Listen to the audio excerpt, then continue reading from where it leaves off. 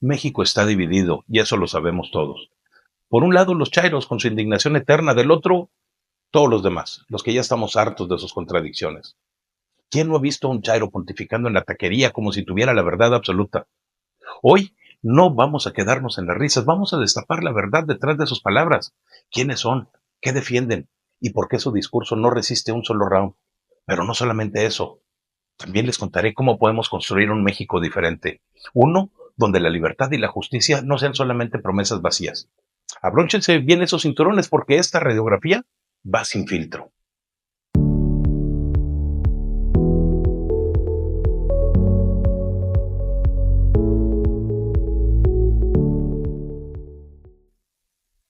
Un chairo es alguien que proclama defender causas sociales y políticas opuestas a la derecha, pero sin un compromiso real con lo que se dice. Se regodea en sus posturas, convencido de su superioridad moral. Se declara de izquierda, aunque a veces actúa como la derecha más recalcitrante. Los define un nacionalismo ardiente, una crítica constante al pasado colonial y una indignación eterna contra el sistema. Este enojo los lleva a abrazar ideas socialistas que no por casualidad recuerdan al chavismo venezolano. Pero detrás de sus palabras hay contradicciones que no pueden esconder y que son imposibles de ignorar. Muchos de nosotros recordamos cuando los chairos hacían campaña contra la militarización en el gobierno de Felipe Calderón. Juraban que los militares en las calles eran una estrategia para controlar al pueblo y exigían que regresaran a sus cuarteles. Pero cuando sus líderes llegaron al poder, todo esto cambió. De pronto, los soldados se convirtieron en la solución para la seguridad nacional. Muchos de ellos fueron forzados a integrarse a la Guardia Nacional y la presencia militar creció un 31%. Lo irónico es que la inseguridad no ha disminuido, al contrario, las organizaciones criminales controlan más territorio que nunca. México tiene 2.471 municipios y en 1.488 de ellos, el 60%, operan células criminales. Cualquier persona razonable vería que más militares en la calle parece estar relacionado con más poder para el crimen organizado. Pero el chairo típico lo niega. Para ellos, la realidad es una conspiración contra su fe ciega en sus gobernantes. El chairo es nacionalista hasta la médula, y esto los lleva a culpar siempre al exterior. Cuando hablamos del armamento del crimen organizado, por rifles de asalto, equipos de fabricación estadounidense, siempre señalan al país del norte.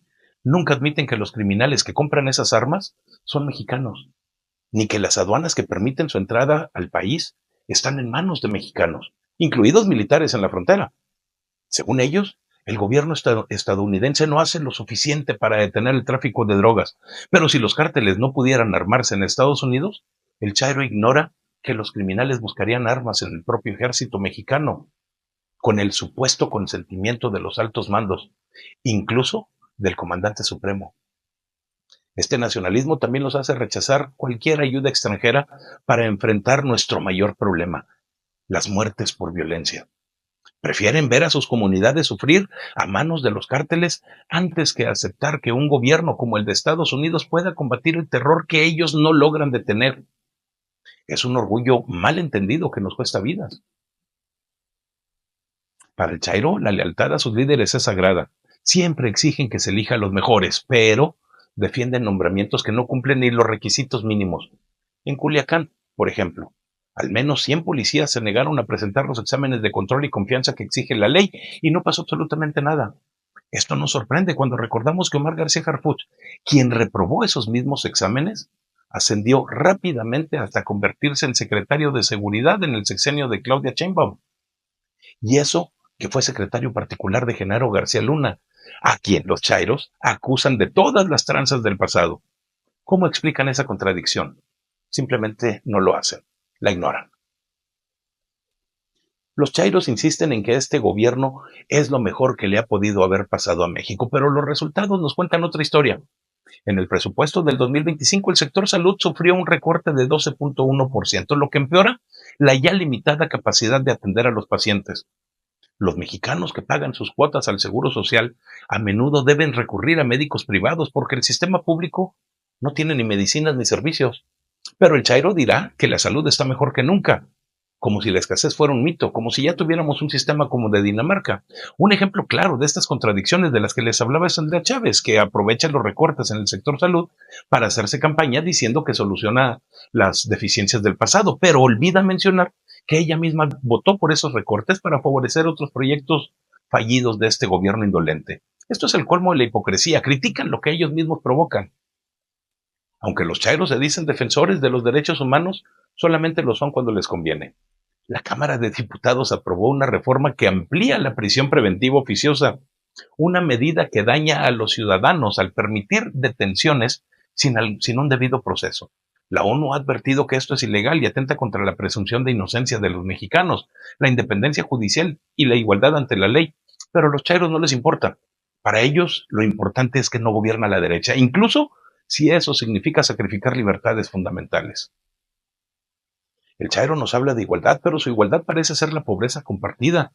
No les interesa generar riqueza, prefieren que se la regalen. Si alguien emprende un negocio, se convierte automáticamente en enemigo del sistema, del fisco, de los trabajadores, hasta del público. Las leyes y políticas mexicanas están diseñadas para garantizar la supervivencia sin esfuerzo. Pero si trabajas y generas algo de dinero, te castigan quitándotelo para dárselo a quienes no producen. Cuando Moody's baja la calificación crediticia de México por el debilitamiento de las instituciones y el alto déficit fiscal, los chairos lo niegan. Todo esto se convierte en un ataque extranjero, nunca, jamás en un error propio. La decepción no solamente viene del gobierno, sino también de la oposición. Hace un mes, el Frente Cívico Nacional y su partido Somos México se declararon de izquierda. Guadalupe Acosta Naranjo lo confirmó en una entrevista en Facebook con algunos reporteros de Oaxaca, o al menos personas preocupadas por el país. Dijo que su movimiento es de izquierda democrática, la misma promesa vacía que hizo López Obrador con Morena. Pero yo no conozco un solo partido de izquierda que sea realmente democrático. No lo existe, ni en México ni en el mundo. Lo más grave es la traición al pueblo. Muchos confiamos en que el Frente Cívico Nacional daría paso a ciudadanos comunes, sin vicios políticos ni ambición por el dinero del pueblo.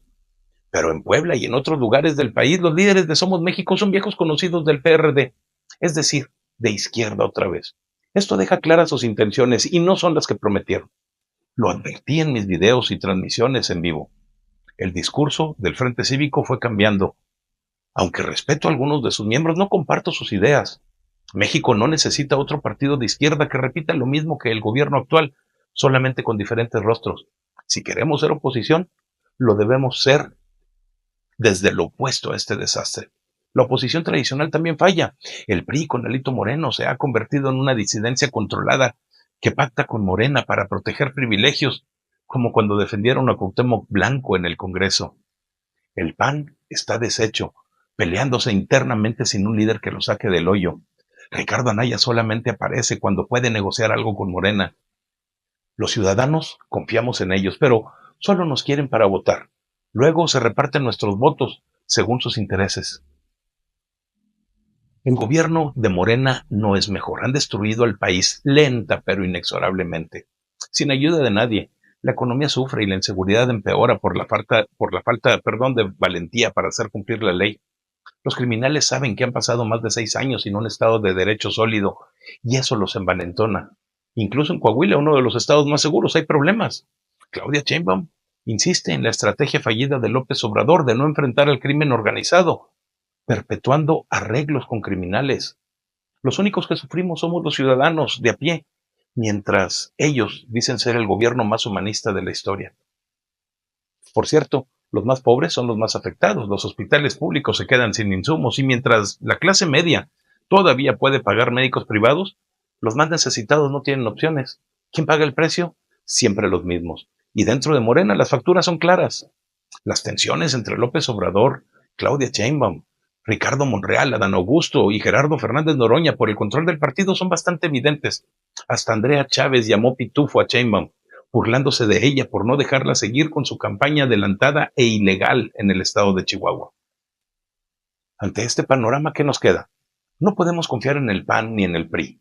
Morena adoctrina a niños y nos lleva a un comunismo destructor. Somos México, que parecía una opción, resultó ser más de lo mismo, izquierda disfrazada que solo cambia líderes, no ideas. Por eso necesitamos una alternativa real, un nuevo partido político, no uno de ciudadanos ingenuos, sino una coalición de ciudadanos y políticos en sintonía con lo que buscamos. Una derecha que defienda la libertad y los valores tradicionales de la familia mexicana, sin violar derechos ni obligar a nadie a ser quien no es. Imagina un México donde cada persona decida su futuro, donde las familias prosperen y el gobierno sea un aliado, no un obstáculo. Nosotros creemos en ese México. Queremos un gobierno limitado que proteja tus derechos sin meterse en tu vida. Instituciones que empoderen, no que controlen. Y todo empieza con la libertad individual, el derecho a elegir tu camino, expresar tus ideas y vivir según tus valores sin dañar a otros. La libertad hace florecer comunidades y abre oportunidades, y esa libertad incluye tomar grupos culturales, religiosos, ideológicos, sin que el gobierno interfiera. La diversidad de ideas fortalece a México.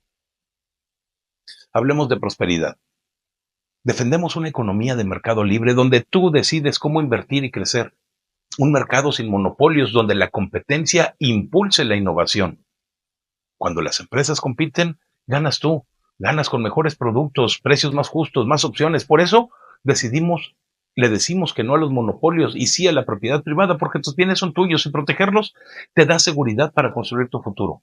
El gobierno debe ser un árbitro, no un jugador. Menos intervención significa más oportunidades. La competencia crea riqueza y mejoras vidas, generando empleos y calidad de vida. Es equidad a través de la libertad, no de imposiciones. Un gobierno limitado es clave. Su tarea es proteger derechos, mantener la paz y garantizar justicia, nada más. El poder debe estar cerca de la gente con una autonomía local para que comunidades y estados decidan lo que necesitan.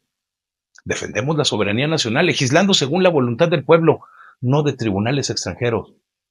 Y queremos un Estado de Derecho donde la ley sea igual para todos, con una justicia independiente, porque sin justicia no hay libertad. Este es nuestro sueño, un México donde seas libre de soñar, crear y prosperar, donde el gobierno te respalde, no te controle, donde la competencia y la justicia construyan un futuro para todos. Únete a esta visión, porque juntos haremos que México sea el país que realmente merecemos. Hemos visto el retrato del Chairo, sus contradicciones, su nacionalismo ciego, su lealtad a un sistema que nos falla, pero también hemos visto el fracaso de una oposición que nos usa y un gobierno que nos abandona.